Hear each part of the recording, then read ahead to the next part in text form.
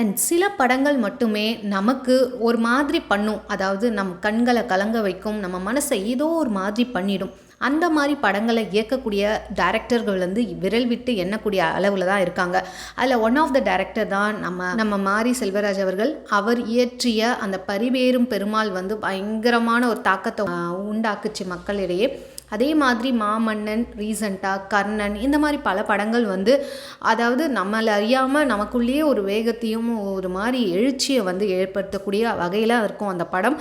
அது மட்டும் இல்லாமல் பெரிய பெரிய ஹிட் படங்களை கொடுத்த பெரிய பெரிய டைரக்டர்ஸ் அவுட்டோர் ஷூட்டிங், வெளிநாட்டுக்கு போகிறது, பயங்கரமாக ஒரு சாங் இங்கே வைக்கிறது அங்கே வைக்கிறது அப்படிலாம் இல்லாமல் இவருடைய கதையிலேயே நம்மளை கட்டி போட்டுருவார். அந்த மாதிரி குறிப்பிட்ட படங்கள் எடுத்தவர் நம்ம மாரி செல்வராஜ் அவர்கள். அண்ட் அவருக்குன்னு ஒரு தனி ரசிகர் பட்டாளமே இருக்குது. அவரை நம்ம பாலா அவர்கள், பாலா பற்றி சொல்லவே வேணாம். டைரக்டர் பாலா அப்படின்னாலே சில படங்கள் பார்த்துருப்போம். அவருடைய படம் வந்து அப்படியே ஒரு மாதிரி யூனிக்கான ஒரு படமாக இருக்கும். லைட்டாக ரொம்ப சோகம் நிறைந்த கதையாக இருக்கும். பட் அப்படியே ஒரு நேச்சுரலாக எடுப்பார் எல்லா கதையுமே. நந்தா, அந்த பிதாமகன், இந்த மாதிரி பல படங்களை எடுத்தவர். அண்ட் அவரையே இவர் மாரி செல்வராஜ் அவர்கள் அழ வச்சிருக்காரு.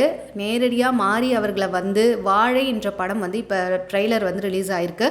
அந்த படத்தை பார்த்துட்டு வந்து மாரி செல்வராஜை கட்டி பிடிச்சி முத்தமும் கொடுத்துருக்காரு. இது ஒரு பெரிய பெரிய அவார்டுன்ற மாதிரி மாரி செல்வராஜ் அவர்கள் குறிப்பிட்டிருக்காரு.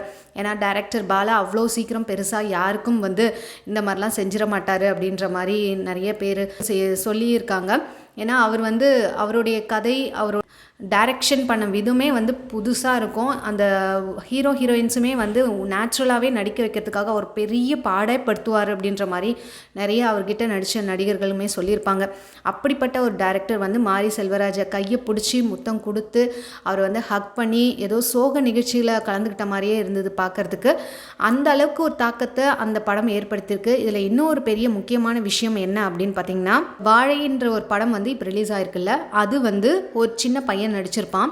அது யாருடைய கதை அப்படின்னா, நம்ம டைரக்டர் மாரி செல்வராஜ் அவரோட பயோகிராஃபி தானா, சொந்த வாழ்க்கை வரலாறு தான் அவர் வந்து கதையை எடுத்திருக்காரு. ரொம்ப நேச்சுரலாக கிராமத்தில் ஒரு வேலைக்கு போய்கிட்டே வந்து அந்த குடும்பத்தை காப்பாற்றிக்கிட்டே படிக்கணும் அப்படின்ற ஒரு பையன், அந்த சூழ்நிலையில் தள்ளப்பட்ட ஒரு பையன், அவன் எப்படி ஃபேஸ் பண்ணுறான் அந்த இக்கட்டான சூழ்நிலைகளை அப்படின்றது தான் கதை. அது அவருடைய வாழ்க்கையே அப்படி பிரதிபலிக்குது அப்படின்னும் போது இன்னும் பெரிய தாக்கத்தை உண்டாக்கியிருக்கு.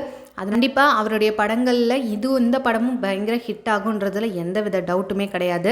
ஆகஸ்ட் 23 வந்து இந்த படம் ரிலீஸ் ஆக போது. பார்த்துட்டு இதனுடைய நீங்கள் பார்த்துட்டு நீங்களும் சொல்லுங்கள். அண்ட் இந்த மாதிரி அப்டேட்ஸ் சொன்னால் சேனல் மறக்காம சப்ஸ்கிரைப் பண்ணிக்கோங்க. பிடிச்சிருந்தா லைக் போட்டுருங்க. உங்களுக்கு இந்த 2 டைரக்டரில் யார் ரொம்ப பிடிக்கும் மறக்காம கீழே கமெண்ட் பண்ணுங்கள். இந்த மாதிரி அப்டேட்ஸ் சொன்னால் சேனல் மறக்காம சப்ஸ்கிரைப் பண்ணிக்கோங்க. தேங்க்ஸ் ஃபார் வாட்சிங்.